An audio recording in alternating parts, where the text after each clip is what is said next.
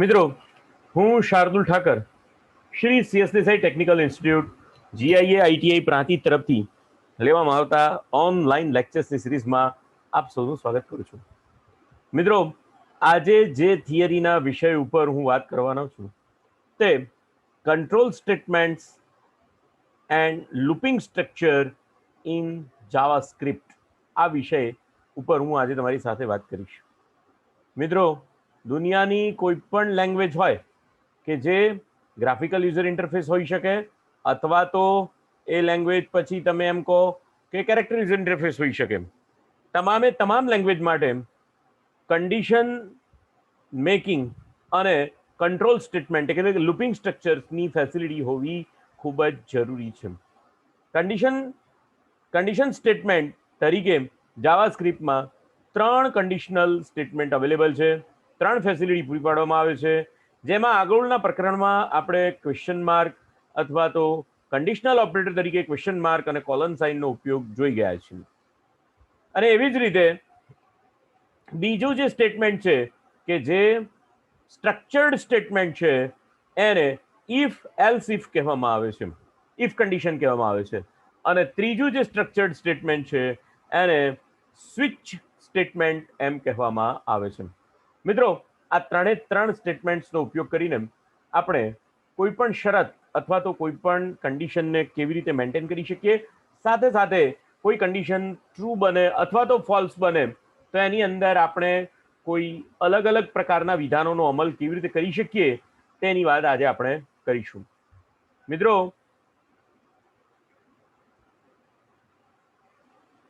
જે લેંગ્વેજનું conditional statement conditional સ્ટ્રક્ચરિંગ જેટલું સારું એટલું વધારે એ લેંગ્વેજ પાવરફુલ બને છે.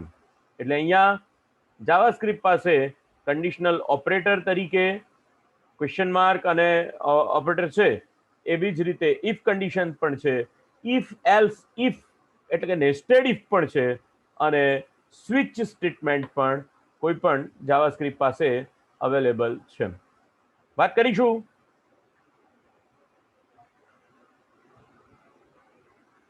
control statements are designed to allow you to create script that can decide which lines of the code are evaluated. Control statement એ તમને મદદ કરે છે શેના માટે? કયા વિધાનોના સમૂહને તમારે અમલમાં લાવવાનો છે. અને જ્યારે લૂપિંગ સ્ટેટમેન્ટ એ મદદ કરે છે કે આ વિધાનોને કેટલા વખત અમલમાં લાવવાના છે. આ બંને પ્રકારના સ્ટેટમેન્ટ અલગ અલગ છે. લૂપિંગ સ્ટ્રક્ચરની વાત પણ આપણે આ ચેપ્ટરમાં કરવાના છીએ. Control structure make the decision based on expression that evaluates to the logical values true or false equivalent in other data types as well as being a non-boolean data types extensively for remainder of the chapter. તો conditional statement તરીકે સૌથી પહેલા આપણને બે statement મળે છે, if else અને else if. આ બે વિધાનોનો આપણે અમલ જોઈશું. સૌથી પહેલું વિધાન ઇફ કન્ડિશન અથવા તો if statement. If statement is the most frequently used decision making statement. Decision making એટલે નિર્ણયાત્મક પ્રક્રિયા કરી શકે તેવું વિધાન. એટલે ઇફ સ્ટેટમેન્ટ જે છે એ સૌથી વધારે નિર્ણયાત્મક પ્રક્રિયા કરવા માટે વપરાતું વિધાન છે. It checks a condition and if it evaluates to true, then the statements that governs are evaluated. But evaluates to false, then statements are passed over. The syntax is follows. આમ તો ખરેખર આ સિન્ટેક્સ ના ભણવી જોઈએ.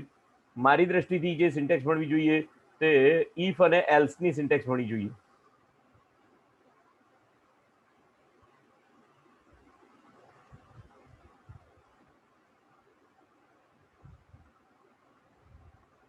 Yes.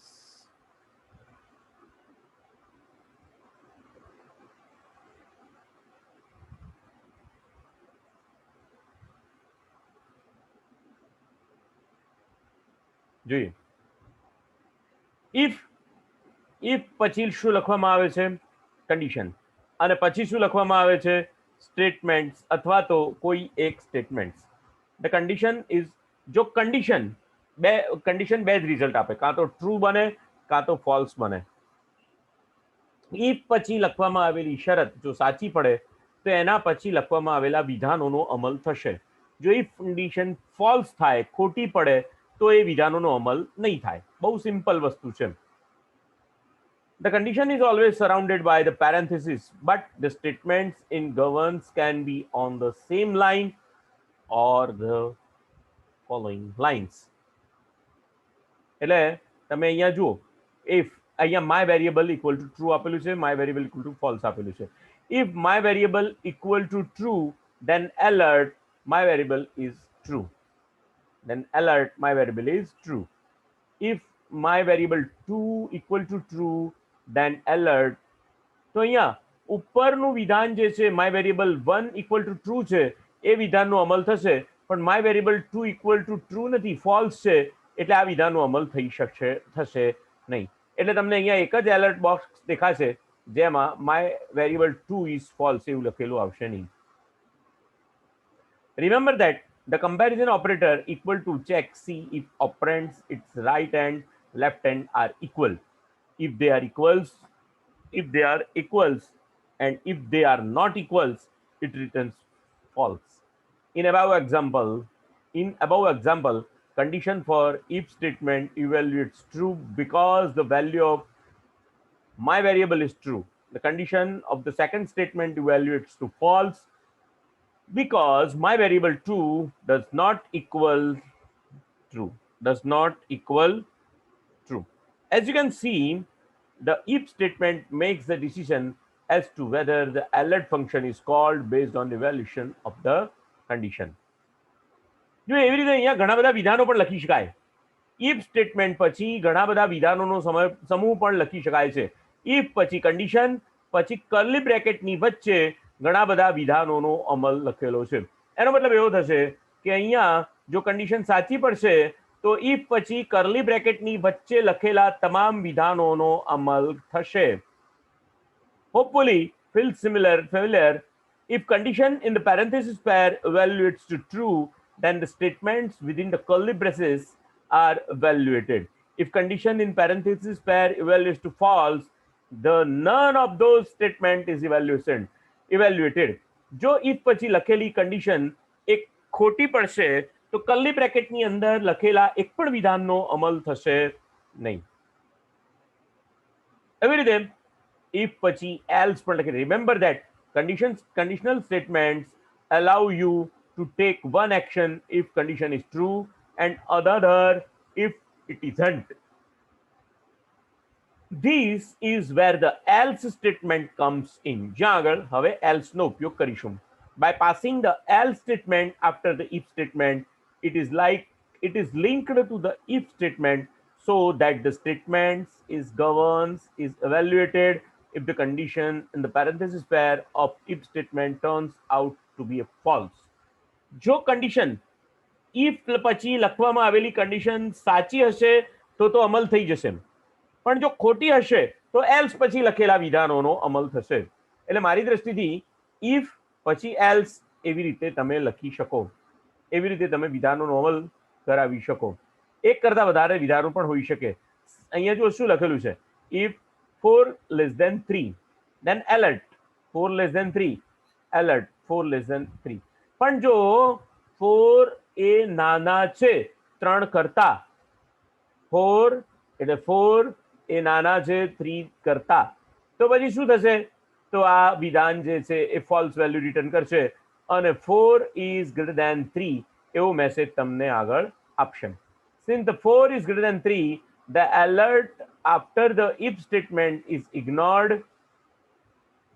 The alert function after the else statement is evaluated. if પછી લખવામાં આવેલું alert statement અમલમાં આવતું નથી, else પછી લખવામાં આવેલું વિધાન અમલમાં આવે છે. The else statement can also use with a function block as you could write. જો if ની અંદર પણ કર્લી બ્રેકેટ કરીને વિધાનોનો એક કરતા વધારે વિધાનોનો અમલ થઈ શકે અને એ જ રીતે એલ્સ પાર્ટની અંદર પણ એક કરતા વધારે વિધાનોનો અમલ થઈ શકે છે.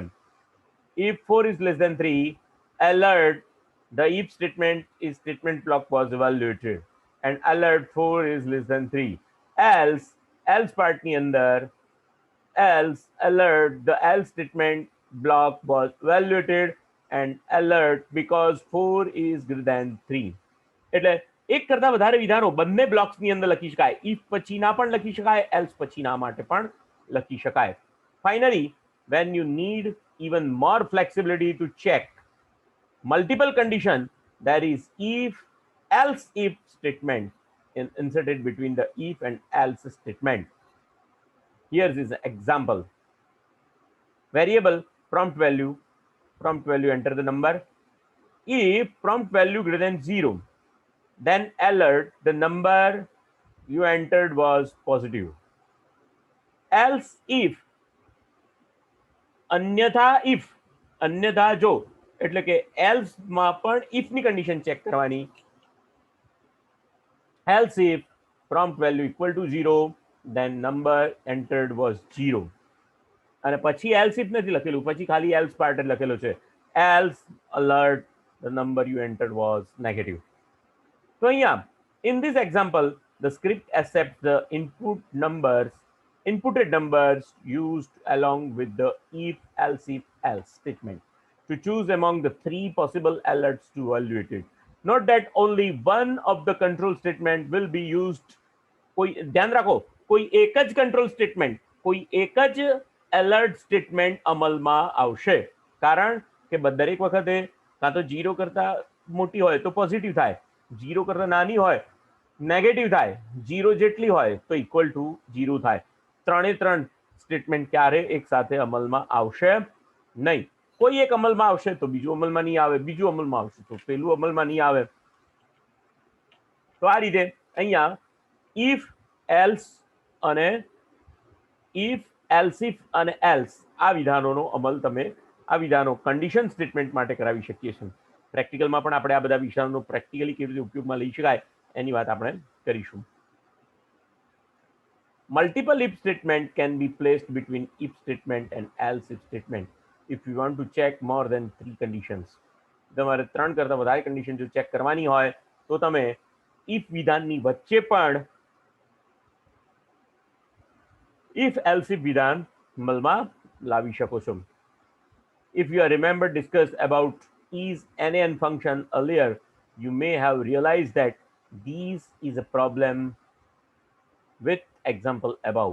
It doesn't allow that fact that the user may enter non-numeric value.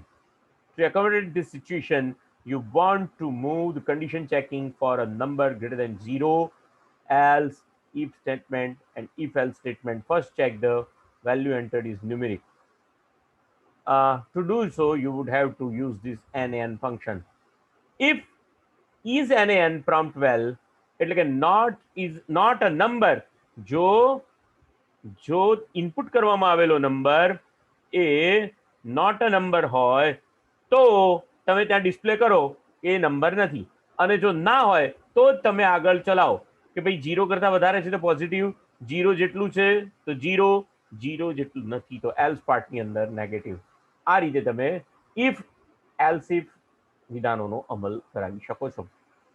બીજી એક મજાની વાત છે મિત્રો, સ્વિચ સ્ટેટમેન્ટ. બરોબર ધ્યાન આપજો. સ્વિચ સ્ટેટમેન્ટની સિન્ટેક્સ આ રીતે છે. સ્વિચ સ્ટેટમેન્ટ જે છે એમાં સ્વિચ એક કીવર્ડ છે. જ્યારે ઘણી મોટી સંખ્યામાં શરતો તમારે ચેક કરાવવાની હોય તો એ સંજોગોમાં આ if else અને if else if આ વિધાનોનો અમલ ફિઝિબલ નથી. એટલે કે બહુ લાંબી શરતો હોય તો બહુ કોમ્પ્લેક્સ તમારો પ્રોગ્રામિંગ થઈ જાય. પણ એની જગ્યાએ જો તમે સ્વિચ સ્ટેટમેન્ટનો ઉપયોગ કરો તો બહુ જ ઓછી કોમ્પ્લેક્સિટીમાં ખૂબ જ સરળતાથી તમે કન્ડિશન ચેકિંગ કરાવી શકો છો અને એના આધારિત તમારા કાર્યો ફંક્શનના કોઈ ભાગને અમલ બનાવી શકો છો. તો સ્વિચ સ્ટેટમેન્ટ જે છે, the switch statement allows you to choose one of several options.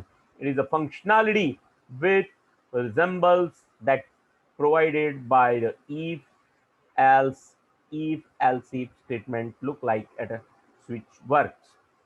Switch statement is markedly different syntax from if else statement, but it works similar way. Its structure is shown below. Note that the lines that begin with the case must end with the colon. બરાબર, ધ્યાન આપો કે if વિધાનના જેવું જ switch statement છે, કાર્ય બંનેનું સરખું છે, એની સિન્ટેક્સ જુદી છે, પણ કાર્ય બંનેનું એક સમાન જ છે. નીચેના સ્ટ્રક્ચર દ્વારા તમને સિન્ટેક્સ ઉપરથી ખ્યાલ આવશે કેવી રીતે લખાય તે. અહીંયા સ્વિચ, પછી એક્સપ્રેશન, કર્લી બ્રેકેટ કરવાનો, પછી કેસ વેલ્યુ કોલન, પછી આ જો કેસ વેલ્યુ મેચ થતી હોય તો એ વખતે શું કરવાનું છે એ બધા જ સ્ટેટમેન્ટ તમારે અહીંયા લખવા પડે. એટલે ઘણા બધા સ્ટેટમેન્ટ હોઈ શકે. Case value so and so હોય તો શું કરવાનું, case value so and so હોય તો શું કરવાનું. તો અહીંયા ખાસ ધ્યાન નહીં રાખવાનું છે, કેસ વેલ્યુ પછી કોલન લખવું જરૂરી છે. કેસ વેલ્યુ પછી કોલન લખવું જરૂરી છે. અહીંયા એક્ઝામ્પલમાં હું બતાવું છું તમને. Case value in JavaScript do not need to be constants or the same data type. A constant अथवा same data type ની હોય એ જરૂરી નથી. If the first switch statement does is evaluate the expression contained within its parenthesis, the single value. બરોબર, ધ્યાન આપો. જે case માટે, જે એક્સપ્રેશન માટે કેસ વેલ્યુ સાચી પડશે એના પછી લખવામાં આવેલા વિધાનોનો અમલ થશે, બાકીના કોઈ જ વિધાનોનો અમલ થશે નહીં. બાકીના કોઈ વિધાનો ચેક પણ કરવામાં આવશે નહીં. અહીંયા સ્વિચ પછી જે એક્સપ્રેશન લખેલું છે એના માટે જે કેસ વેલ્યુ મેચ થશે એ પછી લખેલા વિધાનોનો અમલ જ થશે, બાકીના કોઈ જ વિધાનોનો અમલ થશે નહીં. અહીંયા સ્વિચ સ્ટેટમેન્ટનું ઉદાહરણ આપેલું છે. HTML head, switch statement demo, script, language equal to script, type equal to JavaScript. Switch 1+1, case A alert 1, case 2 alert 2, case 2 alert 3.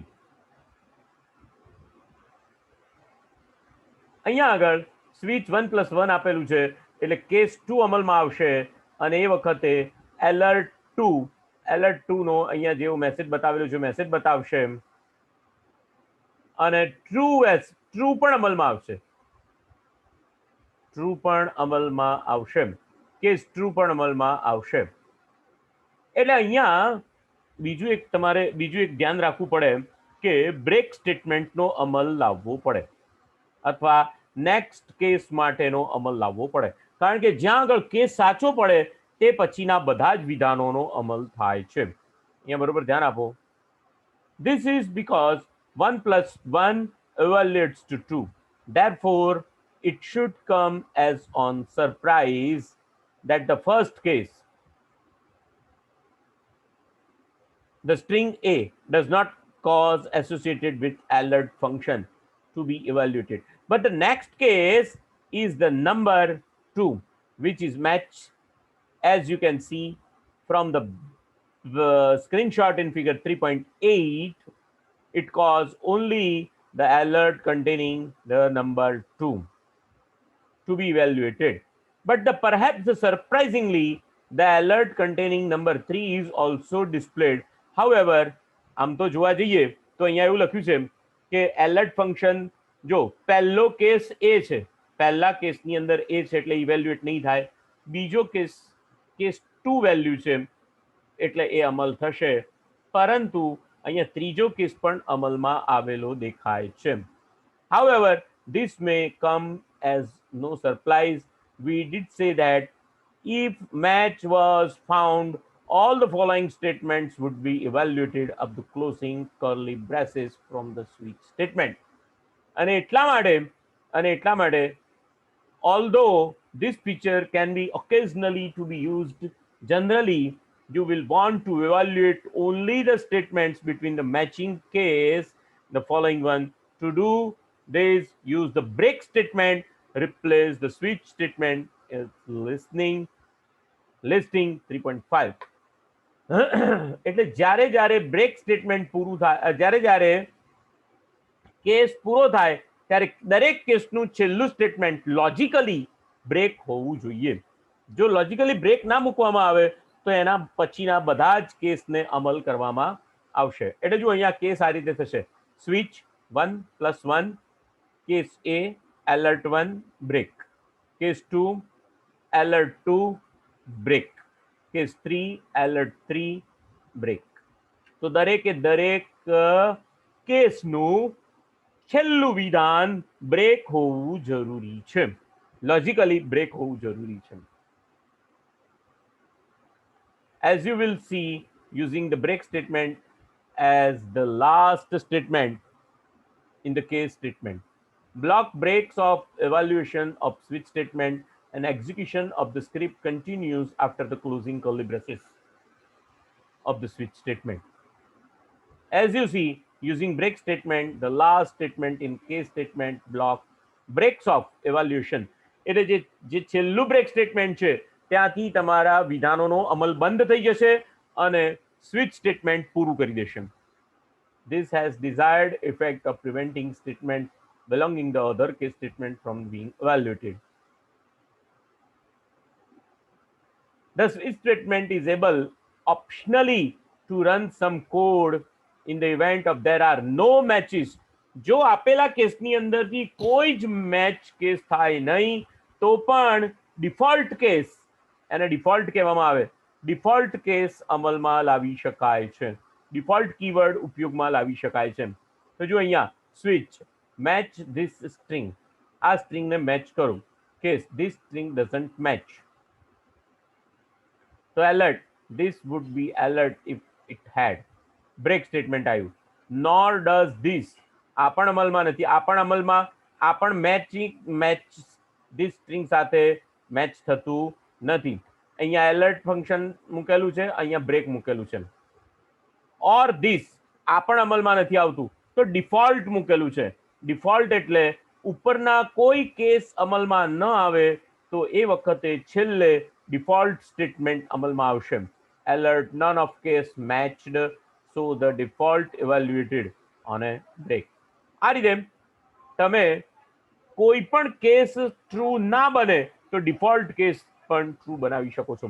એટલે સિન્ટેક્સ જે છે એ દરેકે દરેક કેસ સ્ટેટમેન્ટ માટે અહીંયા બરોબર ધ્યાન આપો. કેસ સ્ટેટમેન્ટની સિન્ટેક્સમાં છેલ્લે અહીંયા બરોબર ધ્યાન આપજો. કેસ સ્ટેટમેન્ટની સિન્ટેક્સની અંદર કેસ વેલ્યુ સ્ટેટમેન્ટ, છેલ્લું સ્ટેટમેન્ટ બ્રેક, ડિફોલ્ટ પણ તમે અહીંયા આગળ મૂકી શકો છો, ડિફોલ્ટ પણ તમે ત્યાં આગળ મૂકી શકો છો. તો આ રીતે આ જે છે તે સ્વિચ સ્ટેટમેન્ટ છે.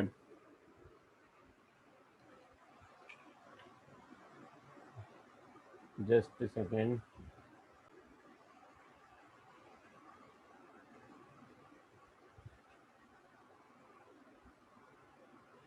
કોઈ ટેકનિકલ ખામી હતી એના કારણે વચ્ચે રોકાઈ જવું પડ્યું. આગળ જઈએ. Loop statement. મિત્રો, લૂપિંગ સ્ટેટમેન્ટ જે છે એ જો હું તમને ગુજરાતીમાં સમજાવી દઉં તો વધારે અનુકૂળ આવશે. બહુ વાંચીએ નહીં આપણે. બ્રેક સ્ટેટમેન્ટ પણ કીધું. જો સ્વિચ સ્ટેટમેન્ટના નિયમો અહીંયા આપેલા છે. સ્વિચ સ્ટેટમેન્ટ ન્યુમેરિક બુલિયન અથવા કેરેક્ટર એમ કોઈ પણ એક્સપ્રેશન માટે ઉપયોગમાં લઈ શકાશે. આ એક્સપ્રેશન માટે જે કિંમતો સંભવિત છે તે દરેક માટે કેસ સ્ટેટમેન્ટ બતાવવું જરૂરી છે.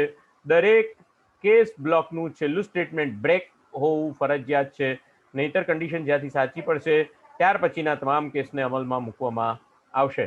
દરેકે દરેક વેલ્યુ પહેલા કેસ રિઝર્વ વર્ડ લખવું ફરજિયાત છે. તે જ રીતે વેલ્યુ પછી કોલન મૂકવું પણ ફરજિયાત છે. ડિફોલ્ટ બ્લોક સ્વિચ સ્ટેટમેન્ટના અંતમાં જ લખાશે, એટલે કે કોઈ જ કેસ બ્લોકની અંદર ડિફોલ્ટ ન થાય, સાચો ન પડે તો એ ડિફોલ્ટ બ્લોક અમલમાં આવશે. Looping structure. મિત્રો, લૂપિંગ સ્ટ્રક્ચર જે છે એ બહુ મજાની વાત છે અને લૂપિંગ સ્ટ્રક્ચર જે છે એ ખૂબ જ મજબૂત રીતે તમને અહીંયા આગળ પ્રોવાઈડ કરવામાં આવેલા છે. પ્રોગ્રામિંગમાં એવી જરૂરિયાત રહે છે કે અમુક નિશ્ચિત વિધાનોના સમૂહને કોઈ નિશ્ચિત કે અનિશ્ચિત વખત અમલમાં લાવવાના હોય. ઓકે, કોઈ ટેકનિકલ ખામીના કારણે આપણે વચ્ચે વાત અટકાવી દીધી. તો લૂપિંગ સ્ટ્રક્ચરની વાત કરતા હતા મિત્રો. લૂપિંગ સ્ટ્રક્ચર એ એવા વિધાનોનો સમૂહ છે કે જે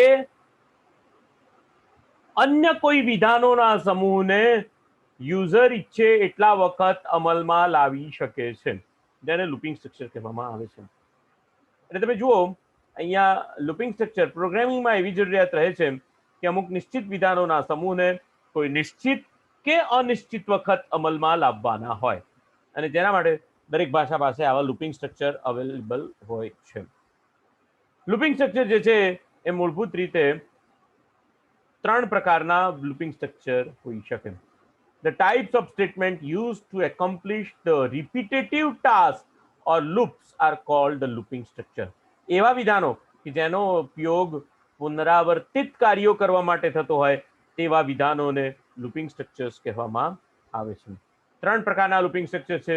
એક ડેફિનેટ લૂપિંગ સ્ટ્રક્ચર અને બીજા indefinite looping structure.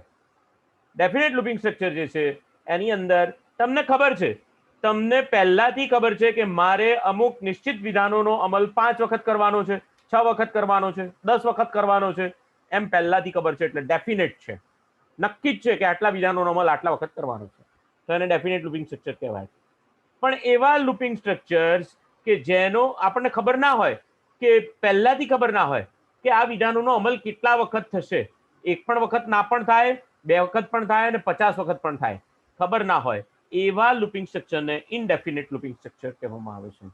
Definite looping સ્ટ્રક્ચરની અંદર જે છે તે ફોર વિધાન તમને અહીંયા ડેફિનેટ લૂપિંગ સ્ટ્રક્ચર તરીકે જાવાસ્ક્રિપ્ટમાં અવેલેબલ છે.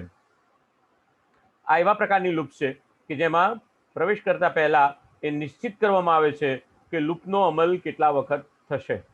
જાવાસ્ક્રિપ્ટમાં ડેફિનેટ લૂપિંગ સ્ટ્રક્ચર તરીકે ફોર વિધાનની સુવિધા ઉપલબ્ધ છે.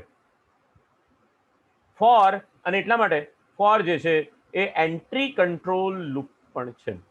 ફોર જે છે કેવું લૂપ છે? એન્ટ્રી કંટ્રોલ લૂપ પણ છે. જોઈએ આપણે એની સિન્ટેક્સ પણ જોઈશું. અહીંયા ફોર જે છે એ ફોરની સિન્ટેક્સ અહીંયા પેલા વાઇલની મૂકેલી છે, એન્ટ્રી કંટ્રોલ ડુ વાઇલની મૂકેલી છે, ઇનડેફિનેટ છે અને ફોર સ્ટ્રક્ચર. ચાલો જો અહીંયા ફોર સ્ટેટમેન્ટની સિન્ટેક્સ અહીંયા મૂકેલી છે. સેટ ઇનિશિયલ કાઉન્ટર વેલ્યુ, પહેલા લખવું પડે ફોર એ કીવર્ડ છે, ફોર ઇનિશિયલ કાઉન્ટર વેલ્યુ, પછી ટેસ્ટ કન્ડિશન, અને પછી લખવું પડે ચેન્જ કાઉન્ટર વેલ્યુ, અને પછી કર્લી બ્રેકેટની અંદર તમે ઘણા બધા વિધાનોનો અમલ લખી શકો, ઘણા બધા વિધાનોનો અમલ કરાવી શકો છો. અને આ ત્રણ ભાગ જે છે એ એસેન્શિયલ પાર્ટ છે, સિન્ટેક્સના ખૂબ જ જરૂરી ભાગો છે. Because all three of the essential parts of loop statements are located between the parenthesis pair. અને એટલા માટે બધાને વચ્ચે સેમિકોલન મૂકવું ફરજિયાત છે. બરોબર ધ્યાન આપજો, બરોબર ધ્યાન આપજો મિત્રો. ફોર લૂપ પૂરી કર્યા પછી અહીંયા સેમિકોલન મૂકવાનું નથી, સેમિકોલન 2 જ સેમિકોલન આવશે. એટલે જો અહીંયા આ સિન્ટેક્સ તો મોટી હોય, પણ એનો જ્યારે એનો પ્રેક્ટિકલી એનો ઉપયોગ કરવામાં આવે ને ત્યારે તમને ખબર પડે કે સિન્ટેક્સ તો એકદમ બહુ મોટું લાંબુ લખ્યું છે, પણ ખરેખર સિન્ટેક્સમાં કંઈ છે નહીં. For loop is much more popular than other two methods because it is easier to follow the logic that controls the loop. તો અહીંયા બહુ એક સિમ્પલ સ્ટેટમેન્ટ લખ્યું છે, એક્ઝામ્પલ લખ્યું છે. ફોર વેરિયેબલ i = 0, i ની કિંમત 0 થી શરૂ કરો, ક્યાં સુધી? જ્યાં સુધી i ની કિંમત <3 હોય ત્યાં સુધી, અને દરેક વખતે એક એક ઉમેરતા જાઓ. એટલે ખરેખર જે છે કંટ્રોલ, પ્રોગ્રામનો કંટ્રોલ પહેલા શું કરે છે, i ની કિંમત 0 કરે છે અને ચેક કરે છે શું i ની કિંમત 3 કરતા ઓછી છે. જો હા, તો અહીંયા એલર્ટ વિધાન અમલમાં આવશે, અને ત્યાર પછી i++ એટલે i ની કિંમતમાં 1 નો ઉમેરો કરશે. બરોબર છે? પછી ઉમેરો કર્યા પછી ફરી પાછું ચેક કરી આવશે કે શું i ની કિંમત 3 કરતા ઓછી છે, પણ પહેલા 0 હતી, 1 થઈ, 0 માંથી 1 થઈ, એટલે ચેક કરી આવ્યું 1 < 3 હા છે, તો આ વિધાન એલર્ટ વિધાનનો અમલ કરશે. ફરી પાછું i ની કિંમતમાં 1 નો વધારો કરશે અને ફરી પાછું ચેક કરશે, એટલે i ની કિંમત 2 થઈ, i < 3, 2 < 3, તો હા ટ્રુ છે, તો અહીંયા એલર્ટ i ની કિંમત છાપશે. એલર્ટ આપશે, મેસેજ આપશે, ફરી પાછું આઈની કિંમતમાં વધારો કરી આપશે, એટલે આઈની કિંમત થશે 3. આઈની કિંમત જેવી 3 થશે અને પછી તરત ચેક કરવા જશે 3 લેસ ધેન 3, ત્યાં ભૂલ, લોચો પડ્યો, ત્યાં ખોટું છે. 3 એ 3 કરતા ઓછી નથી અને એટલા માટે એ વિધાનને બ્રેક કરી દેશે અથવા તો વિધાન ઇફ વિધાનને પૂરું કરી દેશે. હવે વિધાન ફોર વિધાનનો અમલ આગળ કરશે નહીં અને એટલા માટે ત્યાં આગળ ઇફ વિધાન જે છે એ આ રીતે પૂરું થશે. The first statement in the parenthesis pair declares the assigned variable and an initial value. It is this variable that can act as a loop counter. આ જે વેરિયેબલ છે એને લૂપ કાઉન્ટર પણ કહેવી શકાય અથવા લૂપ કાઉન્ટર તરીકે વર્તે છે. Note that it is only evaluated at beginning of the loop. સૌથી પહેલા આ વિધાન એકલું જ અમલમાં આવશે. The second statement is a condition for the loop, and each time loop finish it, checked again, determine whether the another loop should be made or not. દરેકે દરેક વખતે વિધાનોનો અમલ થઈ ગયા પછી કન્ડિશન ચેક કરવામાં આવે છે અને એ નક્કી કરવામાં આવે છે કે હવે ફરીથી વિધાનોનો અમલ કરવાનો છે કે કેમ. Finally, that is a third statement. It declares how the loop counter should be incremented or decremented. અને જે છેલ્લું વિધાન છે એ લૂપનું કાઉન્ટર જે છે એમાં વધારો કરવાનો છે કે ઘટાડો કરવાનો છે એ નક્કી કરે છે.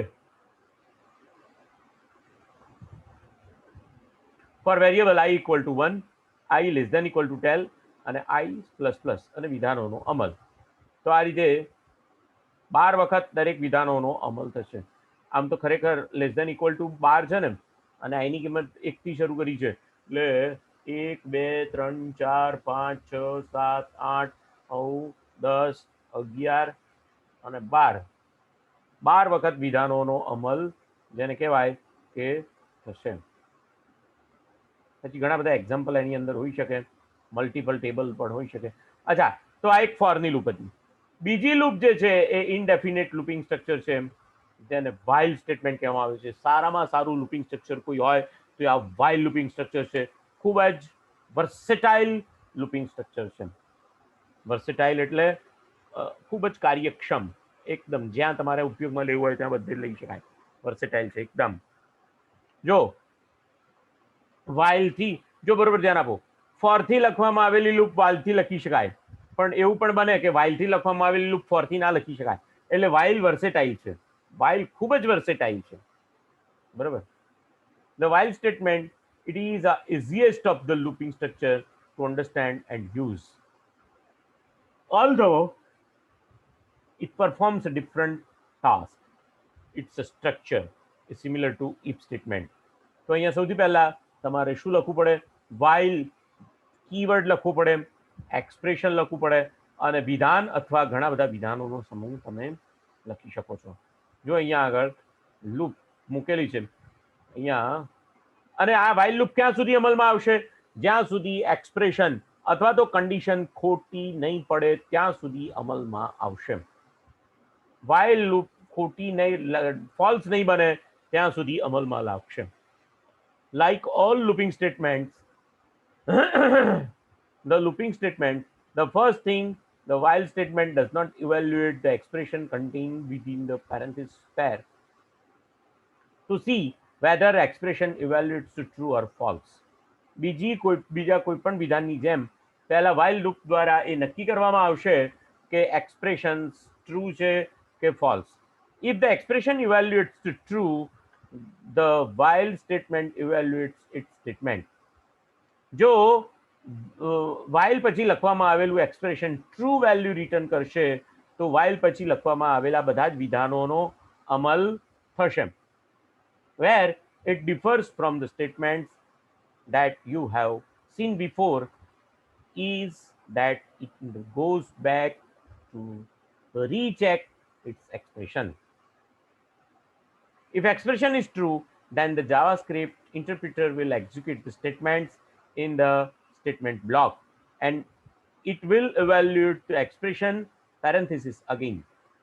The JavaScript interpreter will continue to loop in this way until the expression evaluates to the false. જ્યાં સુધી ફોલ્સ નહીં થાય કન્ડિશન ત્યાં સુધી જાવાસ્ક્રિપ્ટ આ તમામ વિધાનોનો અમલ જે છે તે કર્યા કરશે. Well variable count loop counter equal to 0, variable loop counter equal to 0, while loop counter less than equal to 3, alert loop counter. જો આ જે લૂપ છે loop counter plus plus, loop counter plus plus, અહીંયા આગળ એણે બુદ્ધિપૂર્વક રીતે logically, જો programming એક લોજિક છે, એ કોઈ દુનિયામાં ક્યાંય મળે નહીં. લોજિકને સમજવું જરૂરી છે. તર્ક તર્ક કિલોના ભાવે ક્યાંય વેચાતું નથી, એને વિકસાવવું પડે છે, એને વિકસાવવું પડે છે. તો અહીંયા જે લૂપિંગ કાઉન્ટર જે છે એને વધારો કે ઘટાડો તમારે મેન્યુઅલી કરવો પડે છે. લૂપિંગ કાઉન્ટરનો વધારો કે ઘટાડો એને તમારે કરવો પડે છે. તો જો અહીંયા લૂપિંગ કાઉન્ટરની વેલ્યુ 0 કરી, while looping counter less than 3, એટલે અત્યારે હાલ લૂપિંગ કાઉન્ટરની વેલ્યુ 0 છે અને alert loop counter plus plus, એટલે લૂપિંગ કાઉન્ટરની વેલ્યુમાં એકનો ઉમેરો થશે, એકનો વધારો થશે. 0 + 1 = 1 થશે. અહીંયા ચેક થશે 1 ઓછા છે અથવા equal to 3, 1 less than equal to 3, એટલે ફરી પાછું અહીંયા આવશે, લૂપિંગ કાઉન્ટરમાં એકનો વધારો થશે, મેસેજ પ્રિન્ટ કરશે. ત્યાર પછી ફરીથી એટલે 2 થશે. ત્યાર પછી અહીંયા ફરી કન્ડિશન ચેક કરશે, 2 ઓછા છે 3 કરતા, લૂપિંગ કાઉન્ટર ચેક કરશે. અહીંયા લૂપિંગ કાઉન્ટરમાં વધારો કરશે અને 2 ના 3 કરશે. 3 લેસ દેન ઇક્વલ ટુ 3 છે, હા, એટલે અહીંયા ફરી પાછો એલર્ટ મેસેજ આપશે અને લૂપિંગ કાઉન્ટરમાં વધારો કરશે. પણ જ્યારે કિંમતની અંદર 3 ની 4 થઈ જશે ત્યારે 4 લેસ દેન ઇક્વલ ટુ 3 એ વેલ્યુ ખોટી પડશે, એ એક્સપ્રેશન ફોલ્સ થશે અને એટલા માટે વાઇલ લૂપ સ્ટ્રક્ચર એ પૂરું કરી દેવામાં આવશે. એટલે આ આખું લૂપિંગ સ્ટ્રક્ચર જે છે તે 4 વખત અમલમાં આવ્યું એમ કહેવાશે, 0, 1, 2 and 3 respectively.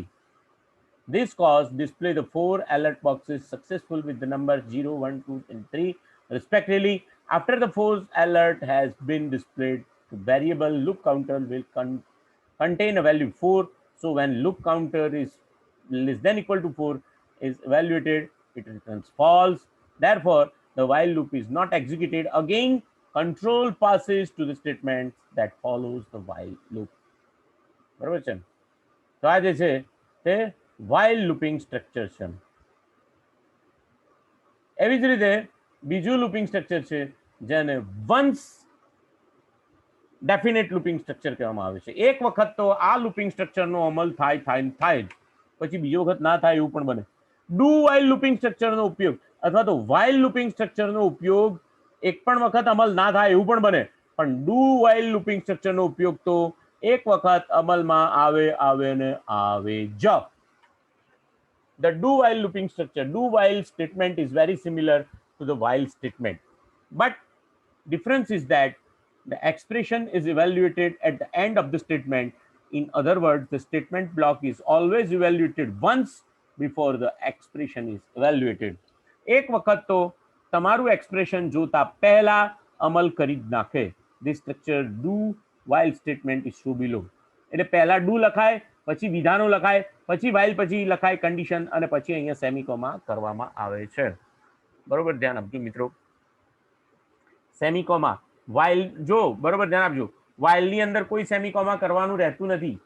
વાઇલની અંદર કોઈ જગ્યાએ સેમિકોમા કરવાનું રહેતું નથી. પણ જ્યારે ડુ વાઇલની અંદર વાઇલ પછી સેમિકોમા કરવું ફરજિયાત છે, નહીતર વિધાન પૂરું થશે નહીં. અહીંયા સેમિકોમા કરવું ફરજિયાત છે.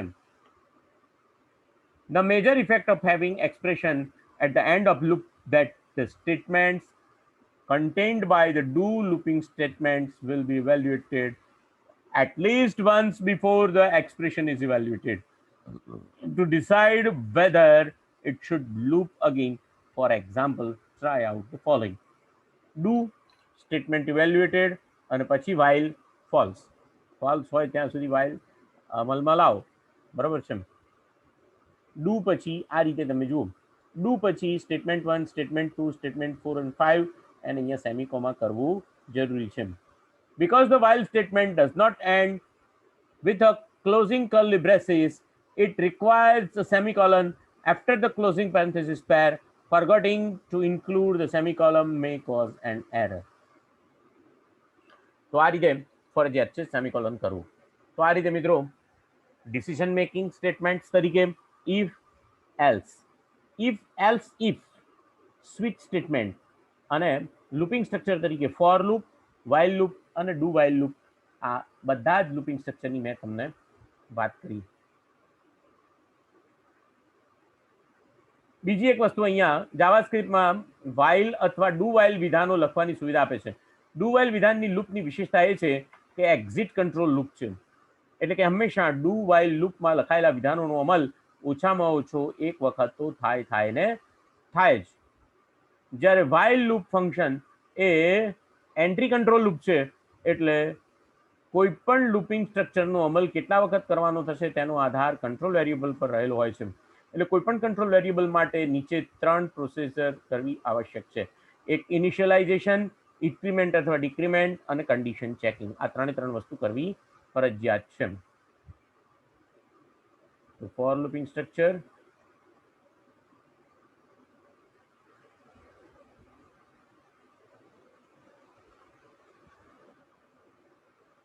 બધું વર્ણન કરેલું છે. While looping structure, entry control loop છે, એની સિન્ટેક્સ બતાવી છે. વેલ્યુ કાઉન્ટર એ સિન્ટેક્સનો ભાગ નથી. ફોર લૂપની માફક વાઇલ લૂપમાં ઇનિશિયલ કાઉન્ટર વેલ્યુ અને ચેન્જ ઓફ કાઉન્ટર વેલ્યુ એ સિન્ટેક્સનો ભાગ નથી. તેથી હંમેશા વાઇલ લૂપના સ્ટેટમેન્ટ બ્લોકનું છેલ્લું વિધાન કંટ્રોલ વેરિયેબલનો ઇન્ક્રીમેન્ટ અથવા તો ડિક્રીમેન્ટ સ્ટેટમેન્ટ હોવું જરૂરી છે. જ્યારે ડુ વાઇલ લૂપ જે છે એ લૂપ એક્ઝિટ કંટ્રોલ લૂપ છે, એટલે આ લૂપ ઓછામાં ઓછી એક વખત તો અમલમાં આવે જ. તેની સિન્ટેક્સ નીચે મુજબ છે. પહેલા ડુ લખાય, કંટ્રોલ સ્ટેટમેન્ટ 1, સ્ટેટમેન્ટ 2 અને કંટ્રોલ વેલ્યુ અને ચેન્જ કાઉન્ટર વેલ્યુ અને વાઇલ અને પછી ટેસ્ટ કન્ડિશન પૂરી કરીને સેમિકોલન કરવામાં આવે છે.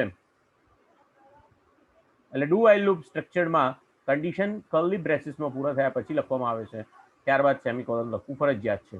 ત્રણેય લૂપિંગ સ્ટ્રક્ચર પૈકી યુઝર પોતાની જરૂરિયાત અનુસાર અલગ અલગ ફોર, વાઇલ કે ડુ વાઇલ લૂપનો ઉપયોગ કરી શકે છે. કયા લૂપિંગ સ્ટ્રક્ચરનો ઉપયોગ કરવો એ પ્રોગ્રામરની મનસુખી અથવા તો એની પોતાની કાર્યક્ષમતા ઉપર આધાર રાખે છે. મિત્રો, મેં તમારી સાથે ડિસિઝન મેકિંગ અને લૂપિંગ સ્ટ્રક્ચર સ્ટેટમેન્ટ્સ વિશે વાત કરી. મને આશા છે કે તમને એમાં ખ્યાલ આવી ગયો હશે. પ્રેક્ટિકલ કરશું એટલે તમને એની અંદર વધારે ક્લિયર થશે.